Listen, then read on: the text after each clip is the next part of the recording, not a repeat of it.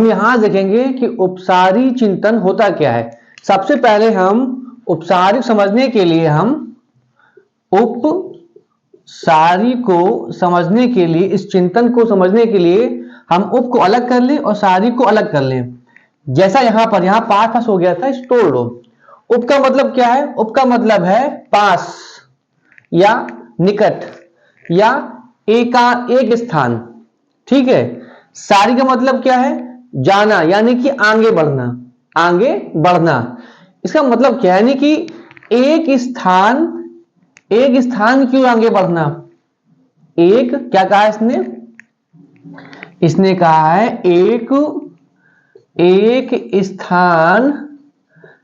स्थान की ओर आगे बढ़ना, एक स्थान की ओर आगे बढ़ना। इसका यह मतलब हो गया एक स्थान के पास जाना, निकट जाना। तो मतलब कहने के यहां पर यह है कि जब आप सर्कल है, कोई बिंदु है, कुछ भी है, कई चीजें एक स्थान की ओर जा रही हैं, एक स्थान की ओर जा, इसका मतलब यह है कि आप उसमें किस चिंतन में है? उपसारी। मतलब कहने क्या, कई चीजें जब एक केंद्र की ओर जा रही, एक चीज की ओर जा रही, कई चीजें, यही चीज है उपसारी। क्या मतलब है? उपलब्ध जानकारी, तथ्यों, नियमों व तर्क के आधार पर संभावनाओं में से एक का सही उत्तर देना।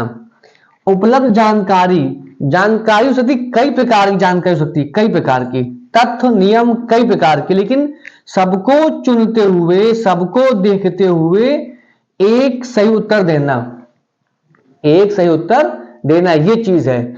मतलब कहने का ये सार है कि कई चीज चुनकर एक चीज बताना, कई चीज मिलकर एक चीज बनना, कई चीज चुनकर एक चीज बताना, ये है उपसारी।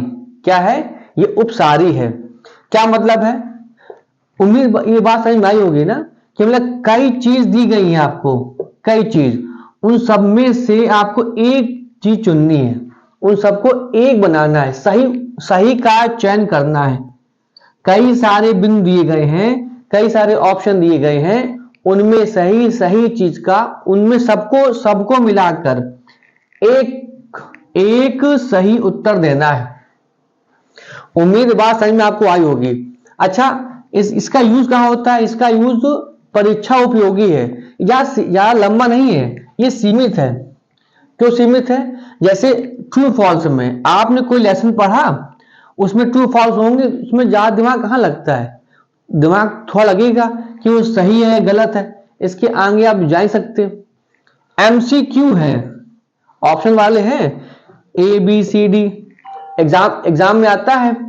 तो हम देखते हैं, अगर एग्जाम भाई एमसीक्यू है तो एग्जाम में आता है, आप देखेंगे 1 2 3 4 ऑप्शन में एक सही होगा। तो मतलब इन चारों में तो बुद्धि जाती है।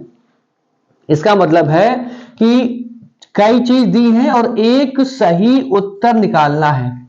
ये क्या है? ये है आपका उपसारी। अच्छा, एग्जाम्पल और देखो, जो घर में है भाई, ताला एक है, लेकिन चाबी कई प्रकार की है ना भाई। घर में ताला एक ही तो है और चाबी इसमें कई लगनी, नहीं पता।